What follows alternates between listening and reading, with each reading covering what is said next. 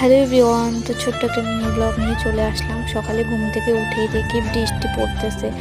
তো বৃষ্টি পড়তেছে, এখন কাজ তো তবুও করতেই হবে। তো দেখো উঠানটা এত পিছলে হয়েছে, কি বলবো, অল্পর জন্য আমি স্লিপ কেটে পড়ে যাচ্ছিলাম। তো দেখো তারপরে জুতা খুলে উঠানটা ঝাড়ু দিয়ে নিচ্ছি। আর বৃষ্টি পড়তেছে, তো জলগুলো ভালো করে নেবো না, শুধু নোংরাগুলো নিয়ে যাব।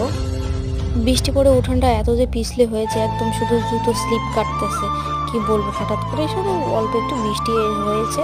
তো তারপরে দেখো এদিকে বাসন মেজে নিচ্ছি, তারপরে কাজে স্নান করব, খাওয়া দাওয়া রান্না করা সব কিছু করতে হবে।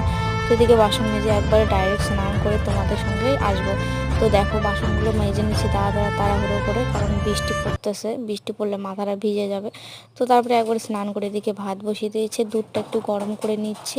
দুধ দিয়ে একটু বিস্কিট ভিজে খাবো, কারণ রাত্রিবেলা আমি কিছু খাই না। তো এখন খেয়ে তারপরে এদিকে পুজো দিয়ে নেব। তো আজকে মিনি ব্লগটা এতটুকুই। টাটা সবাইকে। দেখো পুজো দেওয়া হয়ে যাচ্ছে।